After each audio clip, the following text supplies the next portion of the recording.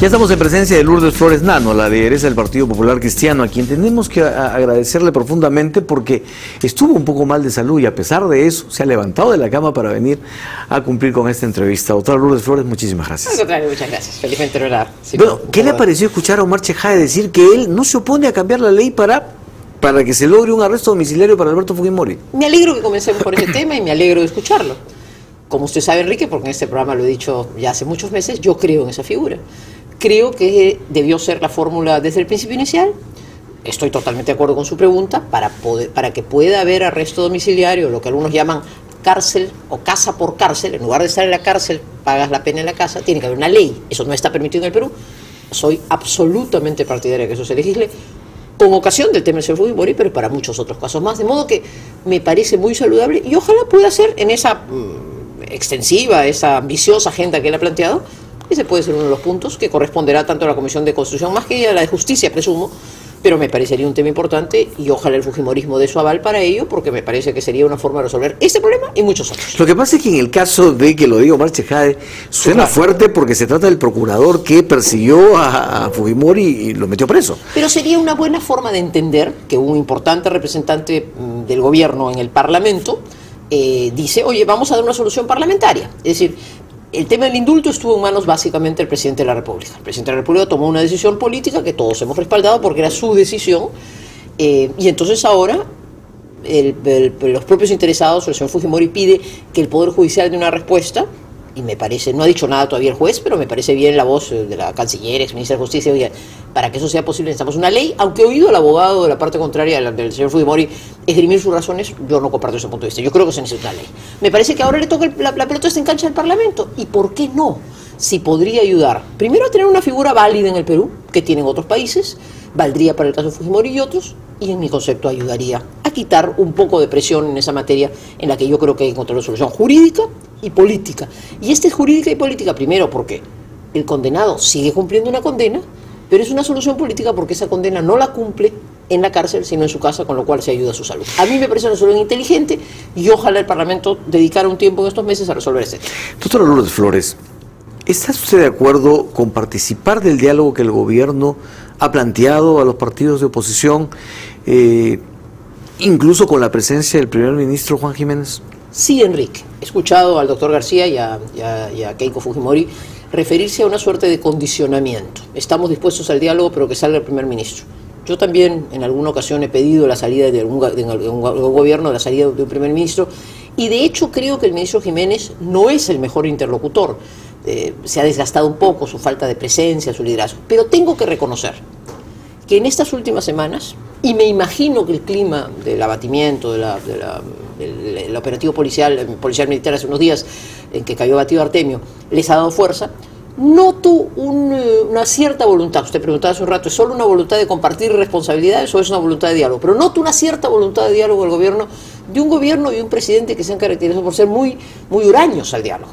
Si eso se produce, yo digo, las fuerzas políticas tenemos que tender la mano, tenemos que permitir que ese diálogo se produzca, hay que dar las condiciones y yo no pondría el condicionamiento. Me parece que todo está dando a entender que el presidente de la República quiere reforzar la figura de su primer ministro y si eso refuerza la figura del primer ministro hay que hacerlo. De modo que discrepo con el doctor García y con Keiko Fujimori en el sentido de poner como condicionante el que salga el primer ministro, y yo diría, si hay una agenda concreta y si usted gusta conversemos sobre ella, yo sí iría a un diálogo y diría y exigiría desde la oposición que se tomen algunas acciones concretas para avanzar. En realidad la condición fue puesta por Mauricio Mulder y Javier Velázquez y Pedro Espadaro. Es verdad, lo han dicho los parlamentarios, pero de alguna manera ha sido ratificado. Hoy hay una entrevista de García, que se ha cuidado mucho de no poner esa condición. Yo no la pondría, y sinceramente lo digo por eso. No es que crea que tengamos al primer ministro que sea el mejor interlocutor político, no ha demostrado tener esas dotes, pero me da la impresión, y calculo que el éxito militar les está dando fuerza para ello, que hay una cierta voluntad. Lo acaba de decir un conspicuo miembro del oficialismo en un tema, digamos, en que no eran tampoco muy proclives al diálogo, queremos y pone una agenda. Entonces, tenemos prácticamente 12 meses antes que comencemos un nuevo año electoral. Entonces, o aprovechamos esta o se nos va el último tren. Porque ya el próximo año estamos en elecciones y ya no habrá forma alguna de conciliar criterios en temas políticos. Ahora, el razonamiento de quienes ponen condiciones es el siguiente. En primer lugar, el primer ministro ha sido quien ha encabezado los ataques a la oposición, quien ha encabezado todo tipo, sí, desde el presidente, pero quizás el ejecutor más conspicuo ha sido el primer ministro, ¿no es cierto? Ha atacado a diestra y siniestra. Además, ha perdido credibilidad, autoridad. Usted recuerda cuando dijo, no, un cambio, 2 cambios, 3, no va a haber más de 2 cambios, y al día siguiente fueron 3 cambios. Y antes que los anuncios. Así, o sea, sus anuncios muchas veces no han funcionado. Pero además es un gabinete desgastado. Y por otra parte, pues es un gobierno cuya aprobación va en caída libre. Y entonces, ¿con qué autoridad el gobierno pone condiciones? Quizás algunos dicen, no, al revés. Para que se airee mejor el ambiente político, para que haya una renovación de ese ambiente, el gobierno tendría que hacer algunos gestos para que la credibilidad vuelva o cierta confianza. Pudo hacerlo el 28 de julio. Yo siempre he creído que el mejor gesto se da, por ejemplo, en el Parlamento, ¿no es cierto? Eso hubiera sido un magnífico gesto. Una presidencia de Javier Bedoya en el Parlamento hubiera permitido un aire y un interlocutor político en el otro poder del Estado. Pero me da las señales que tengo de estos últimos días es que al contrario hay una voluntad del presidente de no hacer mayor cambio, al contrario se sienten fortalecidos por eso militar. Entonces, usted me pregunta ¿por qué? Porque yo digo, primero porque el calendario se pasa, nos quedan 12 meses. Si en estos 12 meses no se conversa, ya el próximo año estamos en elecciones. Porque por primera vez veo posibles temas de agenda que podrían llevar a un diálogo concreto. ¿Cuáles, por ejemplo? Reforma de salud. Acabamos de terminar, y usted ha jugado un rol en eso, Enrique, muy importante con sus entrevistas a la Federación Médica y a los propios interlocutores del gobierno, gracias a Dios, al comenzar esta semana, y creo que la semana pasada, cuando tuve el gusto de recibir a los médicos, también contribuí en algo a hacer esa reflexión, y el gobierno finalmente resolvió la presencia de Bambarén, en fin, todos los que han tenido que actuar han actuado bien. Hemos resuelto una huelga médica, que ha sido una huelga penosísima, que ha traído tantos costos. Hoy he estado en un hospital público, en fin, viendo el esfuerzo enorme que brindan nuestras autoridades en esa materia. Entonces, ¿qué viene ahora? La reforma de la salud. Entonces, calientito. Se ha resuelto el problema médico, se ha resuelto en parte el problema laboral, digamos, se ha resuelto. Se ha comenzado a trazar las líneas, decía el ministro de Economía, que ya tiene como el 80 o el 90% de la planilla enrumbada en carreras públicas. Muy bien, entonces vamos al toro por las astas. Esta es la ocasión extraordinaria que se tiene para que todos nos sentemos en una mesa y hagamos posible una reforma de salud puntual. No muchos temas, pero puntuales. Ya por lo pronto el tema salarial está definido. Voy a ponerlo con claridad. Si hubiera voluntad política en algún sector público o privado que alguien viniera en inversión pública, por ejemplo, invertir en salud, ya están dadas las condiciones para que lo que se llama la bata gris, o sea, la bata blanca, lo que se llama los médicos y aún el personal está tomado, o sea, ya eso está regulado, de modo que quien viniera ya sabe que viene bajo esas condiciones. Muy bien, ya está fijado ese tema.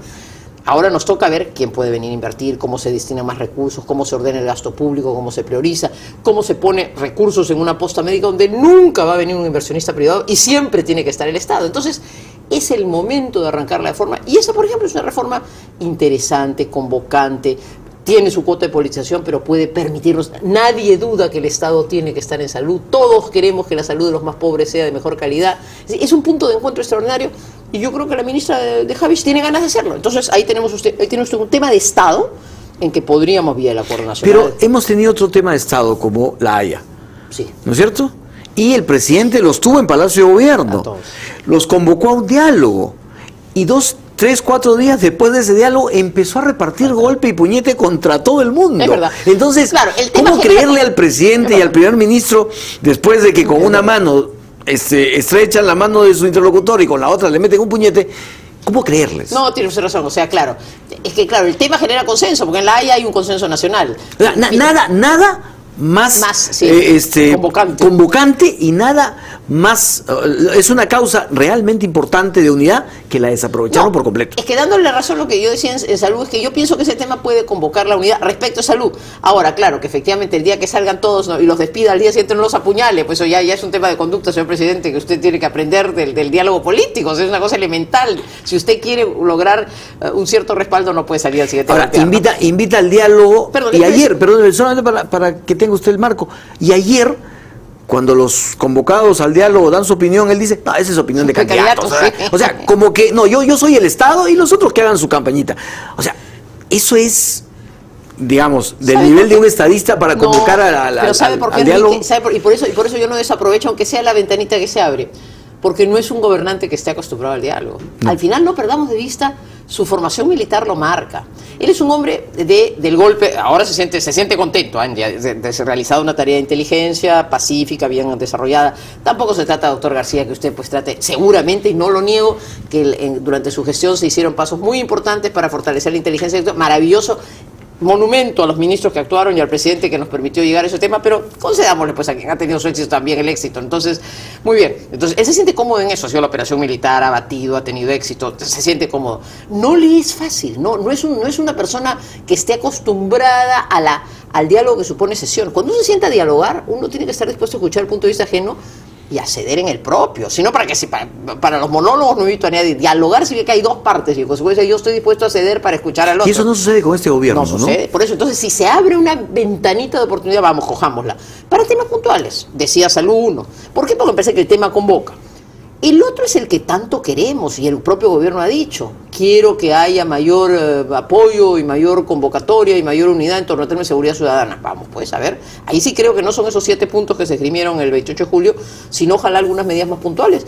Nuestros congresistas en la Comisión de Justicia han apoyado muchísimo en la legislatura pasada Marisol Perestello, pero antes Alberto Bengolea, ambos han pasado, y ahora estoy segura que Juan Carlos Segures han pasado, cada vez que el gobierno ha pedido una medida importante, no apoyamos ese decreto de urgencia en el tema del servicio policial, pero en las otras medidas se les ha apoyado. Entonces, hay en el Parlamento buena disposición a apuntalar. Entonces, ahí tiene usted otra bandera importante. Y acaba de tocar Omar Chejade una estupenda agenda política. Hay que tomar si he escuchado bien, eso incluye Senado, eliminación del voto preferencial. Usted le preguntó el tema de la ley de arresto domiciliario, ha mencionado el tema del transfugismo, unas 6 o 7 temas fantásticos. Si el Parlamento se aboca a eso, gran legislatura, señores parlamentarios. Dedíquense a eso nada más y no tienen más que hacer. Ojalá tuvieran esa capacidad de consensuar, como se dice, pero hay que procurar que eso imagínense, no pueden elegir a los miembros del tribunal, al defensor del pueblo, a los miembros del Banco Central. Hemos pasado entonces ya del escenario ejecutivo, fuerzas políticas, digamos, a parlamento, al interior del parlamento. Antes de eso, sin embargo, a lo que usted decía del éxito militar, eso no le ha ayudado al presidente en las encuestas. Es muy pronto quizás, y sigue, y ya incluyó, porque la encuesta de apoyo hizo trabajo de campo el miércoles y esta captura se produjo el lunes. Entonces, ya incluía. Pero quizás porque la población ya no le cree y los agentes económicos desconfían. Ya, pero es el presidente con el que tenemos que lidiar 2 años más. Entonces, también, claro, en general los políticos estamos expuestos a una medición, ¿no es cierto?, de qué pasó la noche anterior para saber, porque la percepción de la opinión pública es muy inmediata en función de lo que generó una cierta percepción el día anterior, ¿no? Pero esa caída es una tendencia desde febrero. Sí, y es una tendencia que comenzó por la mala actuación política de trastocar el mensaje, de desdibujarse en lo que había sido su posicionamiento en el centro. Lo colocó en el Perú urbano muy bien. Cuando se desdibujó en lo internacional, en la materia económica, cuando comenzaron los insultos, fue perdiendo terreno. Cuando apareció como sustitución a eso la hiperpresencia de la señora Nadine, eso le hizo daño. Bueno, están pareciera que recomponiéndose, me da la impresión que hay alguien que está mirando. Ojalá. En buena hora, porque necesitamos un gobierno sólido. Este es el gobierno que tiene que gobernarnos hasta el 28 de julio y ya 2016. En consecuencia, no hay la menor duda que tenemos que fortalecerlo. Y por eso digo, si hay respecto de algunos puntos un pequeño espacio para el diálogo, yo sí lo acogería. Para que el gobierno no tenga tampoco el pretexto de decir, oye usted, llamé, convoqué, quise hacer y nadie me siguió. Bueno, si como consecuencia de invitar o no hay discurso o no hay propuesta, o hay propuesta y no es acogida, bueno, uno ya se siente la libertad de decir, vaya usted, pues nada, lo seguiremos fiscalizando y ya veremos qué pasa con el país, pero entre tanto me parece que si hay una buena oportunidad, yo sí la acogería, parece que es positivo. Doctora Flores, vacas flacas, llegó la crisis, ese es el otro tema que ha marcado la semana, porque el presidente, en lugar de dar confianza, lo que hizo fue asustar, y el ministro de Economía, en lugar de decirnos que todo va bien, nos dijo, prepárense que aquí ya se viene los 7 años de sequía. Y después, como en los mejores tiempos del turismo, hubo traducción. Así es. Bueno, resumen, a ver, si yo misma traduzco lo que he creído entender. O lo que le ha parecido lo que me parece la verdad. La verdad es que tenemos que ser los peruanos, que nos sentimos tan orgullosos del éxito peruano, conscientes que el mundo no es el mismo. No es que en el Perú estemos en una crisis tremenda, eso no ha ocurrido y todos los expertos han dicho, bueno, a ver, crecemos 4, crecemos 4,5, crecemos 5, no vamos a crecer 8, ¿no es cierto? Crecemos, ese crecimiento de 8% ya no se va a dar. ¿Por qué? Porque el mundo está en crisis, el precio de los minerales ha bajado, Y viene ahí la recomendación. Entonces, a ver, yo como tomo la preocupación, que un gobernante nos diga, oigan, no nos durmamos. Eso hace rato, señor presidente. Esos gobiernos de piloto automático, creo que he dicho que un neutro, ¿no es cierto? De neutro de piloto automático son fatales. Desde Alejandro Toledo no debimos quedarnos en piloto automático. Debimos continuar la buena línea, pero hacer que la economía social de mercado funcionara. Y en el Perú de hoy advertimos que es muy importante que se hagan cosas. Por ejemplo, es muy importante que se haga algo por atacar la informalidad. ¿Por qué? Porque necesitamos ser más los que participamos de la mesa. Se decía alguien ayer en algún medio de comunicación, me parece que este día 5 de septiembre, usted mismo, vence el plazo para ver los resultados de la acción en materia de minería informal, minería ilegal, minería informal, muy importante. Ahí se están yendo miles de millones, y se dice que narcotráfico infiltrado también allí, miles de millones de la economía peruana. Entonces, el éxito en ese capítulo es fundamental, pero junto con eso, la CONFIEP viene planteando, y con toda razón, una serie de medidas que no benefician a la gran empresa, benefician a la pequeña y la mediana empresa, de destrabar la economía. Y el Ministerio de Economía viene anunciando que lo va a hacer y no lo termina de hacer. Vamos, señor Ministro de Economía, ¿cuál es la agenda de eliminación de trabas? ¿Cuál es la agenda para seguir haciendo un SNIP más cerca de las regiones y los gobiernos municipales en esa reforma de administración, para que se pueda gastar los recursos que han bajado? Ya no tienen, las regiones del sur ya no tienen el mismo canon porque el precio de los minerales ha bajado.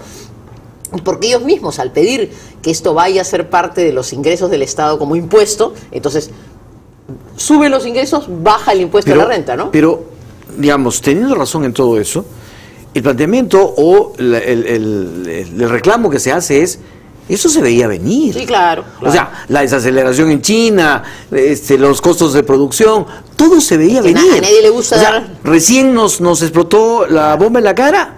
Oiga, ¿por qué no se tomaron las medidas con 6 meses de anticipación? Porque a todos en el fondo, y a los gobernantes más, les gusta dar las buenas noticias, ¿no es cierto? Uno gusta bien, pues estamos regios, somos la estrella del mundo. Entonces, cuando le hemos dicho, señor presidente, cuidado, acá usted no está tomando las medidas, fíjese usted que el que estaba invirtiendo 100 iba a traer 200, ya no está trayendo 200, está invirtiendo sus 100, pero no va a traer 200. No, ¿qué hacemos? Y nos hemos dado cuenta que eso no va a ocurrir. Entonces, vamos a tomarlo sin el dramatismo. El anuncio no lo dramatizaría, porque no creo que sea un análisis, una situación dramática, pero sí hay que tomarlo en su importancia. Hay un escenario mundial, pero también un escenario en la casa, en que hemos bajado la guardia. Si el señor presidente de la República y el señor ministro de Economía tienen la buena intención de ponernos las pilas, ese ponernos las pilas es para corregir las cosas que están mal, que tienen que ver con cosas del Estado, como ser más eficientes, como poner menos trabas, cómo facilitar que allí donde hay un poco de recursos se usen en buena inversión, y cómo sentarse con el inversionista que siga mirando al Perú para decirle: señor, aquí tiene usted un lugar donde puede producir, porque como muy bien ha dicho, creo que ha sido el propio ministro de Economía, necesitamos resolver el problema de crecimiento. Y entonces, para que haya crecimiento, tenemos que volver a crear confianza, volver a crear condiciones que faciliten la inversión. Eso no es dormirse, eso no es sentarse, me siento a ver qué pasa, no. Tengo que hacer. Y ahí es donde tenemos que también que decirle al gobierno: cuente usted con nuestro respaldo para que haga. Porque lo que preocupa es que, por ejemplo, en la encuesta de hoy, 64% de la población pide cambio de política económica. Y de repente tiene que ver con esa desconfianza y esa inacción del Estado para solucionar justamente estos temas que buscarían destrabar. Y que hay que leer para procurar, orientando siempre la opinión pública en el buen sentido y guía que corresponde a un gobernante, y en general que nos corresponde a los políticos, que los cambios a realizar no significan cambiar la dirección de nuestra economía. Queridas y queridos amigos, el Perú tiene, y vuelvo a rendirle, y no me cansaré de rendir homenaje a los viejos de mi partido, tiene una economía social de mercado que es un modelo económico que tiene flexibilidad, Enrique. No es el dogmatismo del que quiere que el Estado lo haga todo. Tampoco es la inflexibilidad del que dice solo la inversión privada. No. Permite que la inversión privada juegue su rol y el Estado guíe, norme, ponga tributación, destrabe cosas, abra mercados internacionales, acompañe al pequeño empresario. Todo eso tiene que hacerse, y eso no es echarse a dormir, porque no estamos para dormir. ¿Está usted de acuerdo con que se rebajen algunos impuestos? A mí me parecería interesante. Yo respaldé, por supuesto, la propuesta de Pedro Pablo Kuczynski en la última elección, en que decía: para recaudar más, bajemos impuestos. El ministro nos ha contestado, a los que no somos técnicos, ni a hablar. Eso no es posible porque recaudaría menos. Yo creo que cuando bajamos un punto en el IGB no nos fue mal. Y que en general, si se tiene un paquete, ya no sé si a mitad de un gobierno se puede hacer, quizás ya no sea el momento, pero en general, cuando se tiene la audacia de decir: oye usted, a ver, ¿cómo hago que más gente se sume? ¿Cómo traigo más ingresos? Si yo simplifico y bajo, hago que más entren. Esa fue la propuesta central de la propuesta de Pedro Pablo Kuczynski, que me parecía una buena propuesta. Claro, una cosa es comenzarla el primer día de gobierno y otra mitad de camino con situaciones un poco menos ciertas. La penetración del narcotráfico en el gobierno y en el Congreso, esta es una percepción de la población que se hace muy grande. Es preocupante, ¿no? Es preocupante y yo creo que hay que tener... Enrique, es un tema que a mí me mortifica un poco porque en algún momento incluso respecto a mí se ha insinuado que yo siempre he dicho, en todo caso a mí se me podría imputar una responsabilidad profesional, nunca política y nunca mi partido. Por el caso Cataño. Así es, nunca profesional y nunca política, y en eso descarto toda vinculación política o vinculación a mi partido.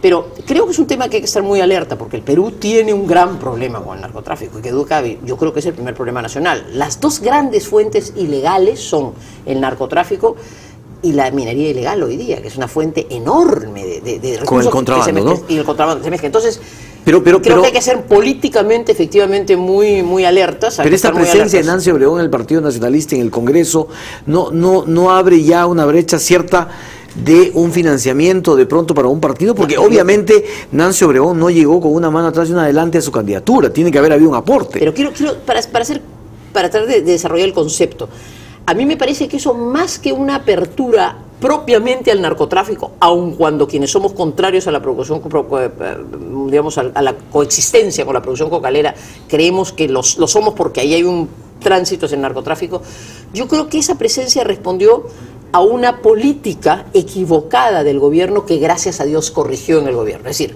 el señor Ollanta en sus campañas electorales ciertamente tuvo un discurso pro-cocalero, entendiendo que la mayor producción de la coca, natural, comunitaria, ancestral, no era una fuente para el narcotráfico, a diferencia de quienes creemos que sí lo es, y como creo las estadísticas lo han demostrado. Sus primeros actos en el gobierno fueron muy en esa línea, pero gracias a Dios rápidamente con la salida del señor Soberón cambió. Yo no puedo decir que el gobierno de Ollanta Humala, particularmente con la eficientísima tarea que se realiza a través de Vida con Carmen Macías, con el apoyo americano atrás, yo no puedo decir, sería absolutamente injusto señalar que este gobierno no haya señalado con claridad, ahora sí, una voluntad política de erradicar y de sustituir el cultivo. Que lo que viene haciendo en el Valle del Monzón es sumamente importante. Leo hoy unas declaraciones del señor Macías en su voluntad que van de entrar ahora, sí. Importantísimo. En consecuencia, yo le diría a Enrique, creo que esa permisibilidad e incluso esa presencia política respondió también a una orientación política que creo, me parece, ha cambiado. Y hay que ayudar y hay que poner al gobierno claramente en la línea de continuar en lo que está. Erradicación y sustitución de cultivo y, por supuesto, mucha distancia. Por lo demás, en lo que al caso concierne, como en todos los casos, primero que se investigue con todo rigor, sepamos cuáles son los vínculos y que se sancione como responde. ¿Cree usted que hay una persecución política contra Alan García? No se han manejado nada bien los casos que tienen que ver con él. Yo pienso que en el caso de los narcoindultos la cosa tiene que ver mucho más con funcionarios de segundo nivel que con una responsabilidad directa política. Me parece que en el Perú tenemos, por primera vez en nuestra historia, la oportunidad histórica de tener expresidentes, Enrique, amigos. No los hemos tenido nunca en nuestra vida republicana, porque no tenemos república. Carmen acaba de escribir un libro estupendo en pos de la república. Hoy que los tenemos, cuidemos a nuestros expresidentes. En consecuencia, Alan García, Alejandro Toledo e incluso el caso de Fujimori, que yo creo está bien condenado, merecen un trato humanitario y en los otros casos merecen mucho respeto. Cuidemos lo poco de república que tenemos y en ese sentido respetemos y quémosle cada uno su lugar. Vendrá una competencia el próximo año y competiremos todos. Pero estos 12 meses, Enrique, aprovechemos. Son los últimos 12 meses que nos quedan para intentar tener una pequeña agenda. Y si el gobierno nos ha tendido una manito, vamos a dársele, vamos a tomarle cuentas para que la campaña sea en todo caso más entretenida. Lo apoyamos y usted no lo hizo, señor. Ahora rinda cuentas. Muchísimas gracias, doctor Lourdes Flores, por esta presencia. Muy amable. Vamos a una pausa. Regresamos para hablar con Pedro Pablo Kuczynski.